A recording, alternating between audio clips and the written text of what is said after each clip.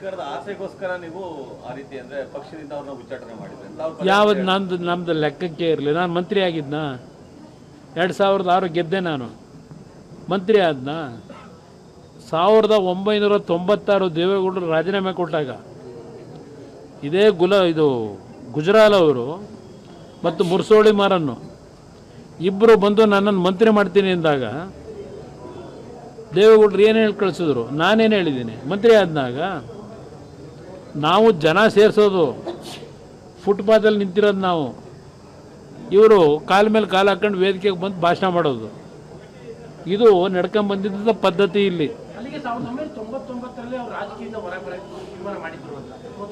ಅಯ್ಯೋ ಕೇಳಿ ಅವ್ರನ್ನ ಅನುಗ್ರಹದಲ್ಲಿ ಮೇಲ್ಗಡೆ ಮಾಡಿ ಮನೆಯಲ್ಲಿ ಕೂತ್ಕೊಂಡು ಹತ್ಕೊಂಡು ಕೂತಿದಾರಲ್ಲ, ರಾಜಕೀಯ ಬೇಡ ನನಗಿನ್ನ ಸಾಕು ಅಂತ ಹೇಳಿ.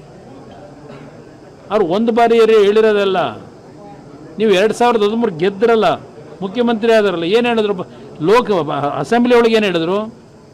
ಇದು ನನ್ನ ಕೊನೆಯ ಚುನಾವಣೆ, ಇನ್ನು ಚುನಾವಣಾ ರಾಜಕಾರಣದಿಂದ ನಾನು ದೂರ ಸರಿತೀನಿ. ವಿಧಾನಸಭೆಯಲ್ಲಿ ರೆಕಾರ್ಡ್ ಆಗಿದೆ. ಈಗೇನು ಹೇಳ್ತಾವ್ರೆ? ನನ್ನ ಕೊನೆಯ ಉಸಿರಿರೋವರೆಗೂ ನಾನು ರಾಜಕಾರಣದಲ್ಲೇ ಇರ್ತೀನಿ. ಮುಂದಿನ 2 ವರ್ಷ ನಾನೇ ಮುಖ್ಯಮಂತ್ರಿ, 28ಕ್ಕೂ ಸಾಧ್ಯ ಆದರೆ ನಾನೇ ಮುಖ್ಯಮಂತ್ರಿ. ಅವರು ಯಾವ್ಯಾವ ಸಂದರ್ಭದಲ್ಲಿ ಏನೇನು ಹೇಳಿಕೆ ಕೊಟ್ಟವ್ರೆ ಸ್ವಲ್ಪ ನೆನಪಿಸ್ಕೊಳ್ಳಿ ಎಲ್ಲ. ಯಾರು? ಸಿದ್ದರಾಮಯ್ಯ ಕಾಂಗ್ರೆಸ್ಗೆ ನಿಯತ್ತಾಗವರ.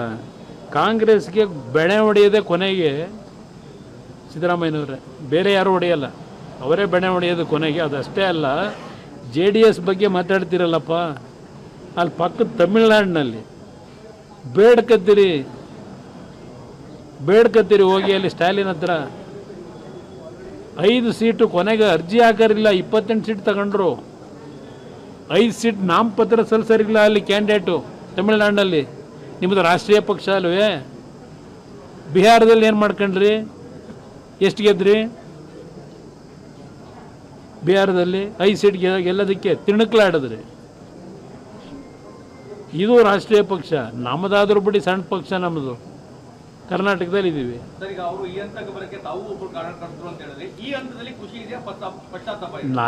ನಾನು ಖುಷಿಯಾಗಿ ಕೆಲಸ ಮಾಡ್ತಾ ಇದ್ದೀನಿ. ನನಗೆ ನೋಡಿ, ನಾನಂತೂ ಅದೇನೋ ಅಸೂಯೆ ಹೊಟ್ಟೆ ಕಿಚ್ಚು ಅಂತಾರೆ, ಅದೆಂಥದ್ದು ಎಲ್ಲರಿಗೂ ಹೊಟ್ಟೆ ಕಿಚ್ಚು ಬಂದ್ಬಿಟ್ಟೈತೆ ನಾನು 2ನೇ ಬಾರಿ ಮುಖ್ಯಮಂತ್ರಿ ಆಗಿದ್ದು ಅಂತೇಳಿ. ನಮಗಂತೂ ಯಾವ ಹೊಟ್ಟೆ ಕಿಚ್ಚು ಇಲ್ಲ, ಯಾವುದೂ ಇಲ್ಲ. ಹೊಟ್ಟೆ ಕಿಚ್ಚು ಬಂದಿರೋದು ಕಾಂಗ್ರೆಸ್ ಅಲ್ಲಿ ಅವರಲ್ಲ, ಟೈಮ್ಗಳು ಕೊಟ್ಕೊಂಡು ಓಡಾಡ್ತಾವ್ರಲ್ಲ ಹಲವಾರು ಜನ, ಅವ್ರ ಪಕ್ಷದಲ್ಲ ಅಲ್ಲಿ ಹೊಟ್ಟೆ ನೋವು ಶುರುವಾಗಿರೋದು ಅವರಲ್ಲಿ. ನಮ್ಮ ಪಕ್ಷದಲ್ಲಾಗಲಿ ಸಾರ್ವಜನಿಕವಾಗಲಿ ಯಾರ್ದು ಹೊಟ್ಟೆ ಕಿಚ್ಚಿಲ್ಲ. ನಮ್ಮ ಕೈಲಿದೆಯಾ? ಈಗ ನಾನು 2 ಬಾರಿ ಮುಖ್ಯಮಂತ್ರಿ ಆದಾಗ ಯಾರಾದರೂ ನಾನು ಮುಖ್ಯಮಂತ್ರಿ ಆಗ್ತೀನಿ ಅಂತ ಜ್ಯೋತಿಷ್ಯರು ಹೇಳಿದ್ರು, ಇಲ್ಲ ಯಾರಾದ್ರೂ ನಮ್ಮ ಪಕ್ಷದ ಕಾರ್ಯಕರ್ತರು ಹೇಳಿದ್ರ? ಕೂಗ್ತಾರೆ ಕೆಲವರು ಅಭಿಮಾನದಿಂದ ಮುಂದಿನ ಮುಖ್ಯಮಂತ್ರಿ ಅಂತ ಕೂಗ್ತಾರೆ. ಹಾಗಂತೇಳಿ ತಲೆ ತಿರ್ಗಕ್ಕಾಯ್ತದ ನಾವು? ಯಾವುದೋ ಭಗವಂತನ ಅನುಗ್ರಹ. ಈಗ ನಾನು 2 ಬಾರಿ ಮುಖ್ಯಮಂತ್ರಿ ಆಗಿದ್ದನು, ನಾನು ಕ್ಲಿಯರ್ ಮೆಜಾರಿಟಿ ಒಳಗೆ ಮುಖ್ಯಮಂತ್ರಿ ಆದ್ನ. ಭಗವಂತನ ನಡೆಯಲ್ಲಿ ಬರೆದಿದ್ದ ಆಗಿದ್ದೀನಿ.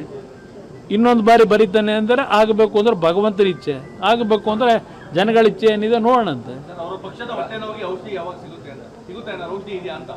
ಅವ್ರು ಕೊಡಲ್ಲ, ಅವ್ರಿಗೆ ಅದು ಅವ್ರ ಪಕ್ಷದ ಕಾರ್ಯಕರ್ತರಿಗೆ ಹೊಟ್ಟೆ ನೋವೇನಿದೆ ಆ ಹೊಟ್ಟೆ ನೋವು ಪಡ್ಕೊಂಡೇ ಇರಿ ನೀವು. ನಾನು ಆರಾಮಾಗಿ ಮಜವಾಗಿ ಇರ್ತೀನಿ ಈ ಜಾಗದಲ್ಲಿ ಬಿಗಿಯಾಗಿ. ನೀವು ಹೊಟ್ಟೆ ಉರಿ ಪಟ್ಕೊಂಡು ಹೊಟ್ಟೆ ನೋವು ಪಟ್ಕೊಂಡು ಹಿಂಗೆ ಕಾಲ ಕಳೀರಿ ಅಂತಲೇ ಹೇಳಿರೋದವರು. ಅವರೇ ಹೇಳ್ತಾ ಇರೋದು, ನಾನು ಹೇಳ್ತಿಲ್ಲ. ಅವರೇ ಹೇಳ್ಕೊಂಡವ್ರಲ್ಲ, ಹೈಕಮಾಂಡ್ ಹೇಳಿದಾರೆ ಅಂತ ಹೇಳ್ತಾರೆ. ಮಗ ಏನು ಹೇಳ್ತಾನೆ? ಇಲ್ಲ ಪ್ರಶ್ನೆನೇ ಇಲ್ಲ, ಮುಂದಿನ 5 ವರ್ಷ ಇರಲಿ, ಮುಂದಕ್ಕೂ ನಾವೇ ಇರ್ತೀವಿ ಅಂತ ಹೇಳಿ. ನಾವು ನಮ್ಮಲ್ಲೇ ನೋಡಿದ್ದೀವಲ್ಲ, ಇದ್ದಾಗ ನಮಗೂ ಎಕ್ಸ್ಪೀರಿಯನ್ಸ್ ಆಗಿದೆಯಲ್ಲ. ಅದರಿಂದ ಬಹುಶಃ ಕಾಂಗ್ರೆಸ್ನಲ್ಲೂ ಭಾಳ ಜನಕ್ಕೆ ಎಕ್ಸ್ಪೀರಿಯನ್ಸ್ ಆಗಿದೆ. ಪಾಪ ಹೇಳೋ ಪರಿಸ್ಥಿತಿಲಿ ಇಲ್ಲ. ಅವರೇ ಆಗಿ ಬಿಟ್ಕೊಡಲ್ಲ, ನನ್ನ ಅಭಿಪ್ರಾಯದಲ್ಲಿ ಅವರೇ ಆಗಿ ಬಿಟ್ಕೊಡೋ ಪ್ರಶ್ನೆ ಇಲ್ಲ. ಹೈಕಮಾಂಡ್ನು ಎದುರಿಸಿ, ಹೈಕಮಾಂಡ್ನು ಇವತ್ತು ಮಾತಾಡ್ತಾ ಇರತಕ್ಕಂಥ ಪರಿಸ್ಥಿತಿನಲ್ಲಿ ಇಟ್ಕೊಂಡಿದ್ದಾರೆ. ಹಾಂ